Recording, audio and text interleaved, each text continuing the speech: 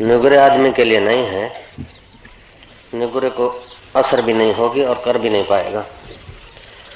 सगुरे को असर भी होगी और उसके लिए आसान हो जाएगा।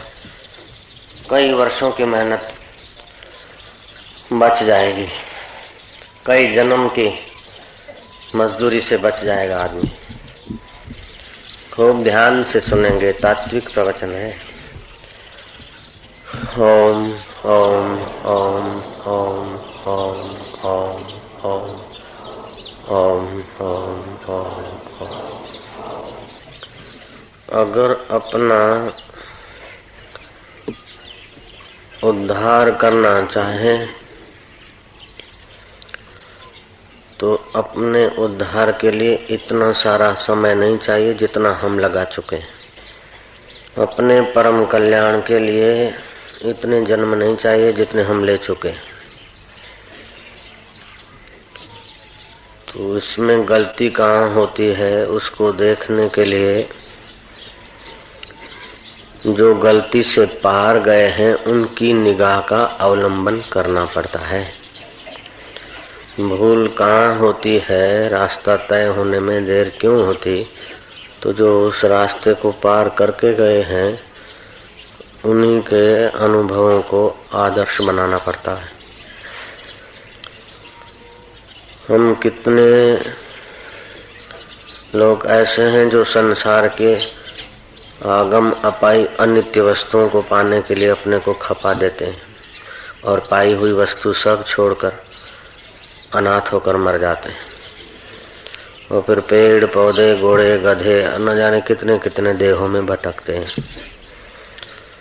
अगर मांस में रुचि है तो फिर गीध के घर जाने की तैयारी होती है, और शत्रु भाव है तो सांप के घर जाने की तैयारी होती है।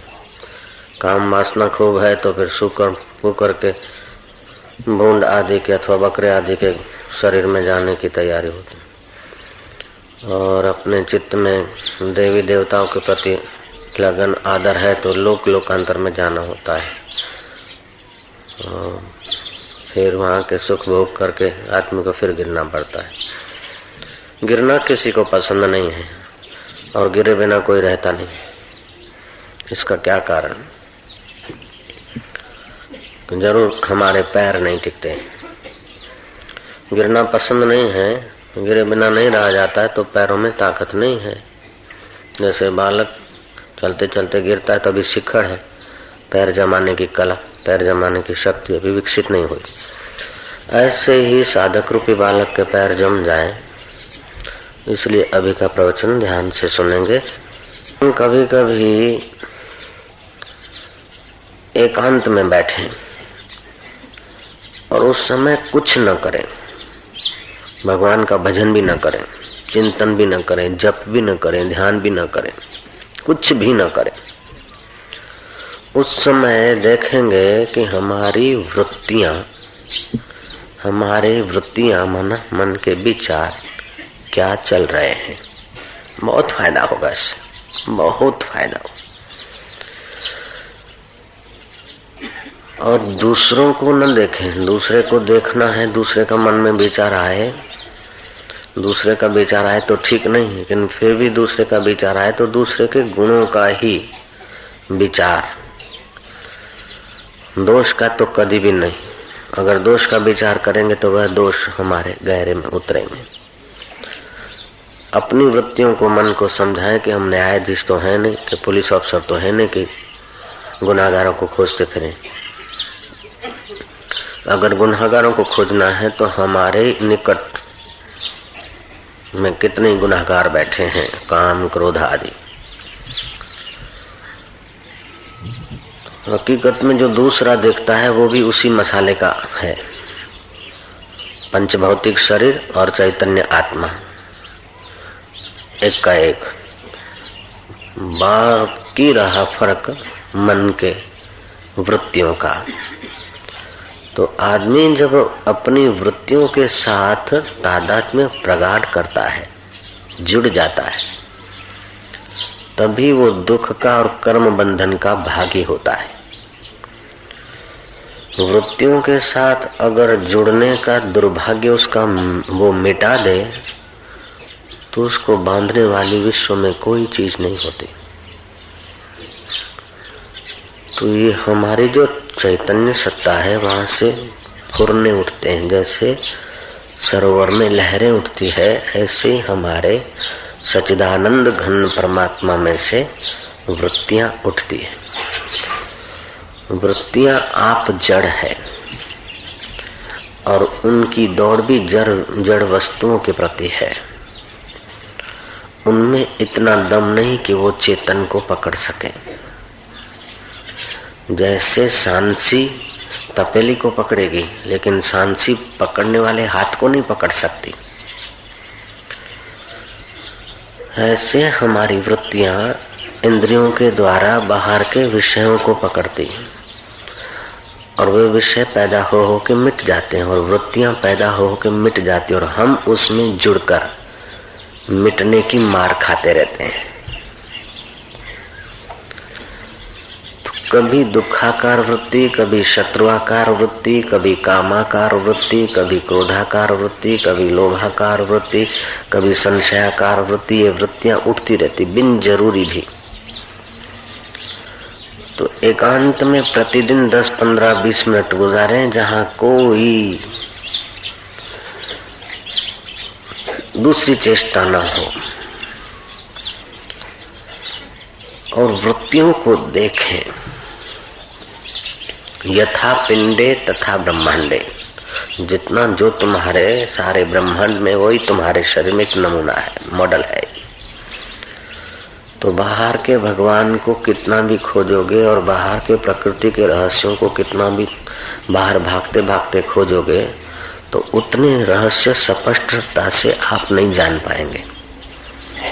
जैसे कल्पना करो कि शक्कर का एक बड़ा पहाड़ है, उस पहाड़ को कीड़ी देखने जाना चाहती है। तो कीड़ी चल रही है पहाड़ पर, लेकिन पहाड़ का आदि अंत कीड़ी के बश का नहीं।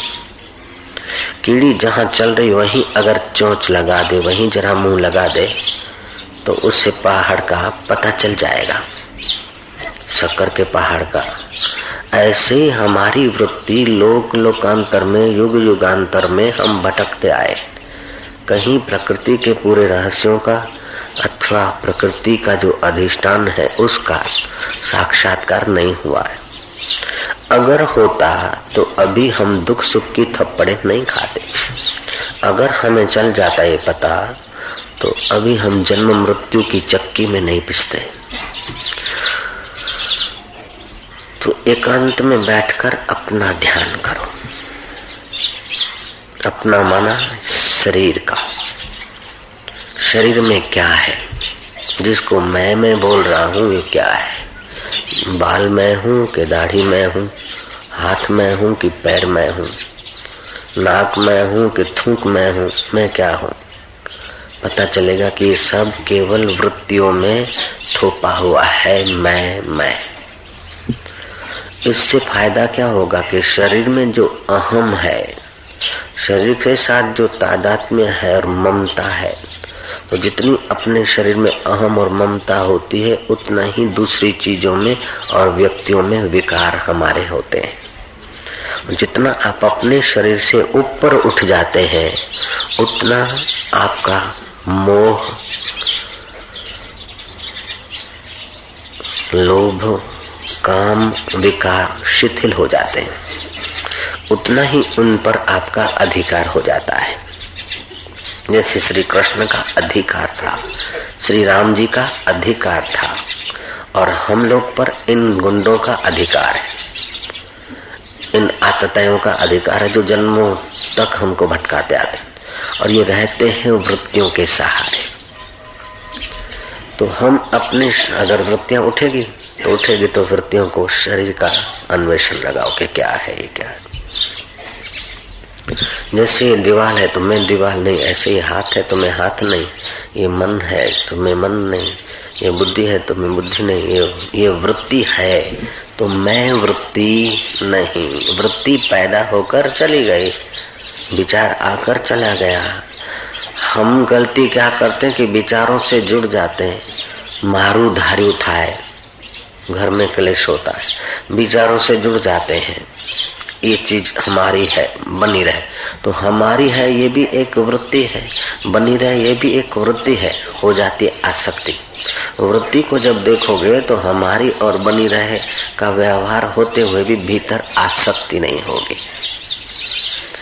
अब आसक्ति नहीं होगी तो क्या होगा कि तुम्हारा अपना आत्मा अर्थात जो तुम्हारा वास्तविक मैंपना है वो जागृत होगा, पुष्ट होगा।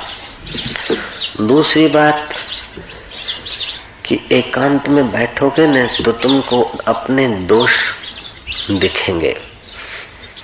उस समय कह दो कि हमें अपने दोष देखने के समय नहीं है, अपना गुण दिखेगा, कि हमारे को गुण देखना के भी अपना टाइम नहीं।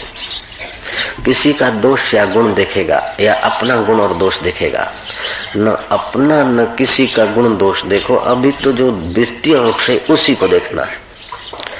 दूसरे का गुण दिख जाए तो इतना ज्यादा खतरा नहीं, लेकिन दूसरे का दोष देखेगा तो चित्त में राग और द्वेष।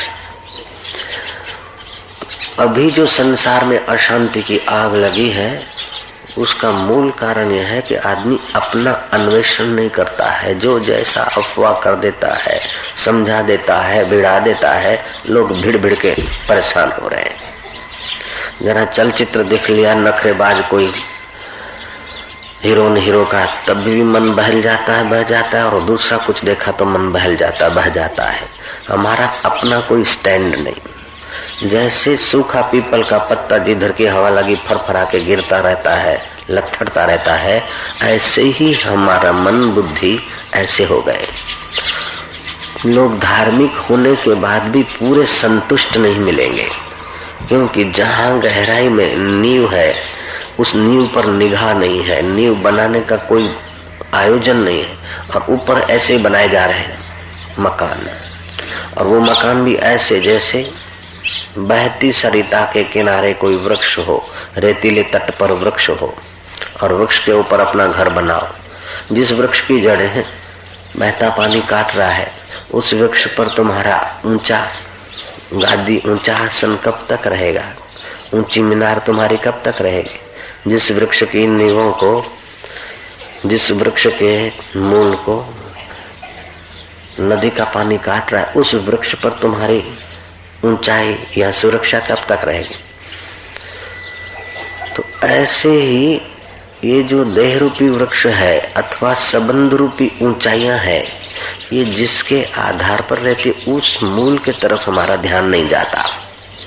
इसीलिए जो यश के लिए या और किसी संसारी चीज के लिए धड़ाधड़ी करते हैं, जो थोड़ी देर पाकर भी फिर उनसे रीते हो जाते हैं, थोड़ी देर वाहवाही हुई फिर रीते हो जाते हैं, क्योंकि रेतीले नदी तट पर जो वृक्ष है उस पर अपनी कुर्सी या आसन जमाया है। अब आए अपने मूल पर कि किसी का दोष चिंतन उस समय न हो और गुण चिंतन न हो, और अपना गुण दिखे तभी भी सोचो कि ये गुण अपना गुण देखने का मेरे को समय नहीं। अपना गुण दिखेगा तो अहंकार आएगा, और दूसरे का गुण दिखेगा तो दोष आएगा। अपना अवगुण देखोगे तभी भी विषाद आएगा, मेरे में ये अवगुण है, मेरे में ये कमियां हैं। हकीकत में ये कमियां हैं वृत्तियों में, ये कमियां हैं अंतःकरण के फुरने में।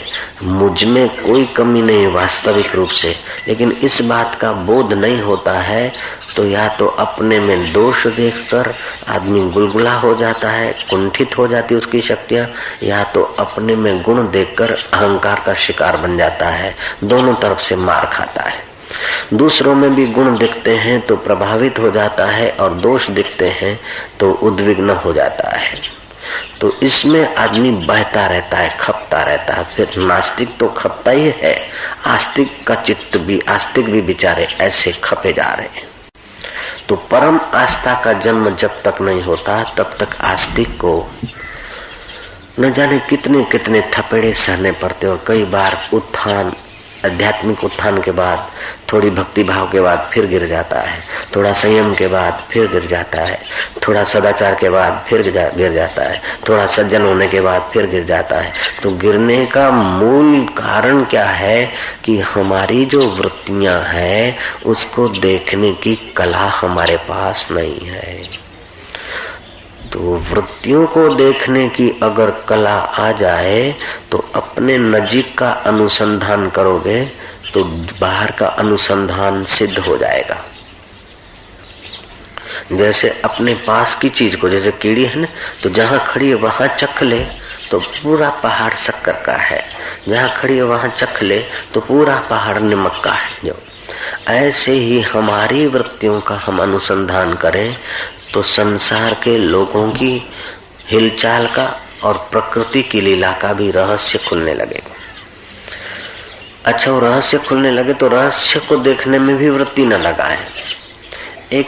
एकदम सूक्ष्म जो सतपात्र सतशिष्य है उन लोगों के लिए ये उपदेश है कि एकदम सूक्ष्म वृत्ति हो जाएगी। जब वृत्तियों को देखोगे तो अभी जो थोड़ी थोड़ी बात में क्रोध आता है, काम आता है, लोभ आता है, मोह आता है, उसका प्रभाव कम हो जाएगा।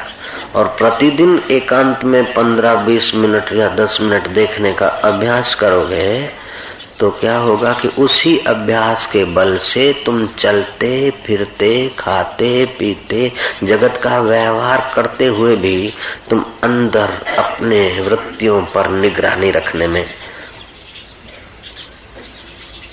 सक्षम होने लगोगे। फल क्या होगा कि जो भी तुम्हारा ऐहिक व्यवहार है वो वृत्तियों से होता है, और वृत्तियों पर निगरानी रखने का जब तुम्हारा योग्यता अथवा तुम्हारा मन तैयार हो जाएगा, तुम तैयार हो जाओगे, तो उन वृत्तियों को वृत्ति समझकर देखोगे, उनसे काम आदि करोगे तो कर्तापन का कचरा नहीं आएगा। अब कर्तापन का कचरा नहीं आएगा तो कर्ता करेगा तो या तो पुण्य करेगा या तो पाप करेगा, या तो अच्छा करेगा या तो बुरा करेगा। तो अच्छा और बुरा करेगा तो या तो सुख भोगेगा स्वर्ग में या तो दुख भोगेगा नरक में। बाद में तो फिर वो तो खप ही रहा है बेचारा। जब वृत्तियों को देखोगे तो अच्छा करने की सम्मति दो, लेकिन अच्छा करा मैंने ये अपने ऊपर ओढ़ने की बेवकूफी को तुम टालने में समर्थ हो जाओगे। बुरा करने में वृत्तियों को सहयोग नहीं दोगे तो बुरा नहीं होगा, तो बुराइयां कम होती जाएगी, अच्छाई बढ़ती जाएगी। और अच्छाई बढ़ने का अहम नहीं होगा तो परम पवित्र शुद्ध बुद्ध जो अपना स्वरूप है उसमें टिकने का आसान हो जाएगा। वृत्तियों को देखने की आदत व्यवहार में भी रखें, और बाद में क्या करें कि बाद में ये वृत्तियों को देखने की आदत व्यवहार में आ गई तो अब क्या करें कि और सूक्ष्म देखें कि एक वृत्ति उठती है और दूसरी उठने को है, उसके जो गैप है बीच में वो परमात्मा है, खुद आत्मा है, वही है। एक विचार उठा और दूसरा उठने को है, वो गैप वो परमात्मा है। उस विचार उठने की गैप को फिर बढ़ाने में आप सक्षम होने लगेंगे, और जितनी गैप बढ़ी उतना आप पर ब्रह्म परमात्मा में टिक गए। कभी कभी बैठे हैं तो श्वास गया, वो शीतल है, और बाहर आया तो उष्ण गर्म। तो इन श्वास लेने में और छोड़ने में बीच में जो गैप है वो खाली गैप को बढ़ाया, देखा वो परमात्मा तत्व है, वो मेरा वास्तविक मैं है, वो कृष्ण का मैं है, वो शिव का मैं है, वो ब्रह्मा जी का मैं है, वो सारे ब्रह्मांड का मैं वही है। बिल्कुल स्वस्थ हो जाएगा आदमी। स्वस्थ माना स्व में स्थित हो जाएगा। आदमी जब ध्यान करता है तो उसकी वृत्ति थोड़ी सूक्ष्म तो होती है, लेकिन वृत्ति रहती है। तो वृत्तियों के रहने और भागने में आदमी को इस लोक या परलोक की अनुभूतियां होती है, लेकिन अपनी अनुभूति नहीं होती। और अपनी अनुभूति नहीं होती तब तक उसका काम पूरा नहीं होता है। और हमारे में अपनी वृत्तियों को चिपकने की बुरी आदत है। मन में जो आ गया, तो मन में मतलब वो वृत्ति में, उस वृत्ति को पूरा करने में न जाने कितनी प्रार्थनाएं, कितनी मजूरियां करते हैं, और वृत्ति में आया वो पूरा हुआ तो दूसरी वृत्ति उठती है कि हाँ देखो मेरा पूरा हो गया। मैं क्या हूँ वो ढका ही रहा, मैं क्या हूँ ये युगों से ढकते आए हम। जैसे लहरों की भीड़ में पानी खो गया, गहनों की भीड़ में सोना खो गया, ऐसे ही वृत्तियों की भीड़ में हम खो गए। अब एक सवाल उठता है कि रात को सो जाते, उस समय तो वृत्तियां नहीं होती, तो उस समय तो हम प्रकट हो जाए नहीं, उस समय मूर्छा सी अवस्था हो जाती है, क्योंकि तमस प्रधान निद्रा तमस प्रधान है, उसमें हम लीन हो जाते हैं। जैसे किसी मिसिस का मिस्टर हो, मिसिस सोती रहे और मिस्टर घर से चले गए, भटकते रहे बाजारों में इधर उधर, कईयों के पास, गणिकाओं के पास, और रात को जब आए तब मिसिस सो गई, बाद में मिस्टर आए, तो मुलाकात ही तो नहीं हुई। ऐसे ही हमारी वृत्तियां लीन हो जाती, तो फिर चेतन बैठा रहा, पता कैसे चले? तो इसको बोलते हैं आवरण भंग करने की जरूरत रहती है। हमारे और ईश्वर के बीच जो पर्दा है, अज्ञान है, नासमझी है, आवरण है, उसको भंग करना पड़ता है। जैसे किसी महात्मा के पैर पकड़े के बाबा जी मैं बहुत गरीब हूँ, मेरे लिए कुछ बता दीजिए। बाबा जी ने कहा कि मैं रात को आ रहा था तो चमचम एक चमक रही थी मणि, मेरे को तो कोई जरूरत नहीं, इसलिए मैंने उसको फूटे हुए एक ठिकरे से, कुंडे से ढक दिया है, यहाँ से 2 मील दूरी पर फलाने पेड़ के पास में। तू जाएगा, अभी तो शाम हो गई है, जाते जाते तो अंधेरा हो जाएगा। उसने लालटेन ले लिया, 2 मील दूरी पर गया तो अंधेरे में जाने के लिए लालटेन, और रात्रि का समय है, डंडा लिया, लालटेन लिया, और वो महात्मा ने जो जगह बताई वहां गया तो कुंडा मिला।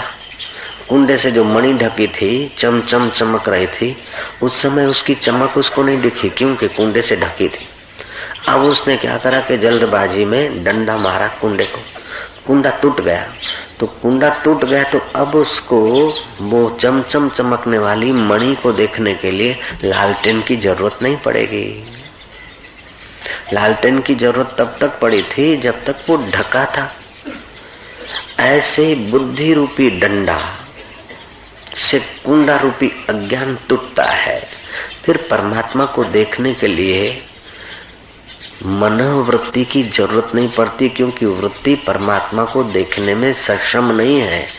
वृत्ति फुर्ती है और फुर के वो जड़ है, चेतन की सत्ता से फुरकर फिर लीन हो जाती है। तो वृत्तियां बाहर जैसे सांसी हाथ को नहीं पकड़ सकती है, तपेली को ही पकड़ती है, ऐसी जहां से वृत्तियां उठती, वृत्ति उस परमात्मा को नहीं पकड़ सकती।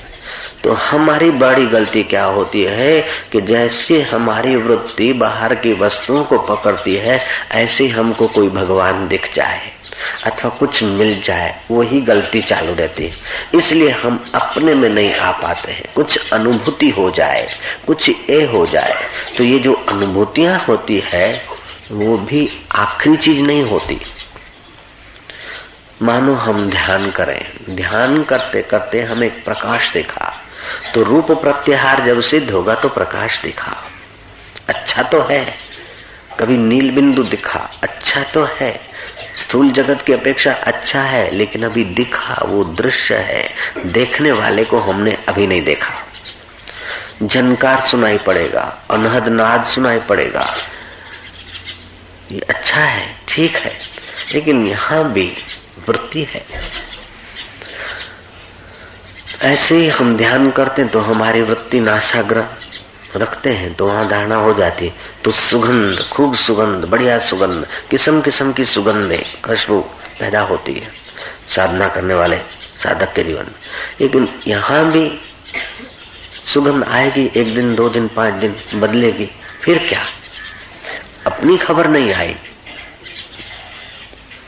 ये जो नहीं साधना करते हैं और फिर साधना के रास्ते आते हैं और ऐसी अनुभूति होती है तो वे लोग अपने को बड़ा धन्य धन्य मानते हैं। और साधारण संसारी लोगों की अपेक्षा तो ये बहुत बहुत कुछ अन्वेषण करने जैसी चीजें होती है। फिर भी तात्विक जो ऊंचाई पर पहुंचे हुए महापुरुष हैं, उनकी दृष्टि से अभी हम सोच रहे हैं, साक्षात्कारी महापुरुषों की दृष्टि से हम सोच रहे हैं कि ये कभी रूप दिखेगा, कभी सुगंध आएगी, कभी शब्द सुनाई पड़ेंगे, लेकिन ये भी वृत्ति का ही खिलवाड़ होगा। ये स्थूल वृत्ति, वो सूक्ष्म वृत्ति, ये स्थूल जगत, वो सूक्ष्म जगत, लेकिन है दोनों जगत। उसमें जगदीश्वर तत्व का साक्षात्कार करने की तत्परता अगर नहीं है तो आदमी सूक्ष्म जगत में बहल सकता है, रिद्धि सिद्धियों में बहल सकता है, थोड़ा वाहवाही में बहल जाएगा। लेकिन एकांत में जब बैठेगा तो वृत्तियों को देखेगा तो फिर वाहवाही के समय वाहवाही का प्रभाव नहीं पड़ेगा, निंदा के समय निंदा का इतना प्रभाव नहीं पड़ेगा। प्रभाव वृत्तियों में पड़ा है, वृत्ति को मैं देखने वाला हूं। प्रभाव शरीर पर पड़ा है, शरीर को मैं देखने वाला हूं। अभी क्या होता है कि शरीर पर जो कुछ होता है अपने में हो जाता है तो हमारा तादात्म्य हो जाता है, अध्यास हो जाता है। एक होता है अन्योन्य अध्यास, दूसरा होता है संसर्गाध्यास। जैसे संसर्ग में हम किसी के संसर्ग में आए तो उस संसर्ग के साथ इतना तो जुड़ गए कि उसकी खुशी हमारी खुशी हो गई, उसका दुख हमारा दुख हो गया, और उसकी मौत हमारी मौत हो गई कि मर गया कि हाय रे हाय मेरा दोस्त मर गया। जैसे कल बताया कि दूसरे भी कूद पड़े मर गए। ऐसे हम शरीर के साथ जुड़ गए। संसर्गाध्यास, अन्योन्य अध्यास से हम शरीर के साथ जुड़ गए। हकीकत में हमारा और शरीर का स्वभाव बिल्कुल अलग है, आत्मा का और देह का स्वभाव बिल्कुल अलग है। अगर हम और वो एक होते तो शरीर मर जाता तो हम मिट जाते, दूसरा जन्म क्यों लेते? पुण्य पाप का फल कहाँ भोगे, क्यों भोगे? तो शरीर असत, जड़ और दुख रूप है। पहले नहीं था, बाद में नहीं रहेगा, लेकिन मैं पहले था और बाद में रहूंगा, चाहे फिर नरक में स्वर्ग में कहीं भी। तो पहले नहीं था, बाद में नहीं रहेगा, और मैं पहले था, बाद में रहूंगा। शरीर असत, मैं सत। शरीर जड़, रात को सो जाता है तो उसको पता ही नहीं, सांप आके बैठ जाए तो पता नहीं, प्राण तो चलते हैं लेकिन पता नहीं होता। तो शरीर जड़ और मैं चेतन हूं। शरीर दुख रूप है, सुबह से शाम तक इसको खिलाओ, पिलाओ, नहलाओ, घुमाओ, ये चाहिए, वो चाहिए, वो चाहिए, फिर भी देखो तो कभी नाक बहता है, तो कभी गला गड़बड़ करता है, तो कभी पैर दुखते हैं, तो कभी बुढ़ापा में ये होता है, तो फिर अंत में मर जाता है। तो शरीर असत, मैं सत। शरीर जड़, मैं चेतन। शरीर दुख रूप, मैं आनंद स्वरूप। ऐसे हाड़, मांस, कफ, वात का मसाला, उसमें भी जब हास्य, आनंद और मजा आता है, वो कहाँ से आता है? हड्डी में से आता है या पैर को मजा आता है? नहीं, हृदय में मजा का अनुभव होता है। तो मैं आनंद स्वरूप हूँ, ये दुख रूप है। मैं चैतन्य स्वरूप हूँ, ये जड़ स्वरूप है। मैं सत्य हूँ, आद सत्य जुगात सत्य, और ये 50 साल पहले नहीं था, 50 साल के बाद नहीं रहेगा। जो पहले नहीं था बाद में नहीं रहेगा, और अभी नहीं के तरफ बह रहा है, रोज मौत के तरफ बढ़ रहा है, इसके साथ में कब तक जुड़ा रहूंगा? जब शरीर के साथ से अहम ढीला होगा तो शरीर के संबंधों के, मकानों, दुकानों के साथ की ममता ढीली होगी। तो अहंता, ममता ढीली होने से तुम्हारी अपनी चेतना, अपना मैंपना का प्रभाव विशेष होगा। तो तुम्हारा ऐहिक व्यवहार भी बढ़िया होता रहेगा और परमार्थिक प्रीति में तुम जल्दी से सफल हो जाओगे।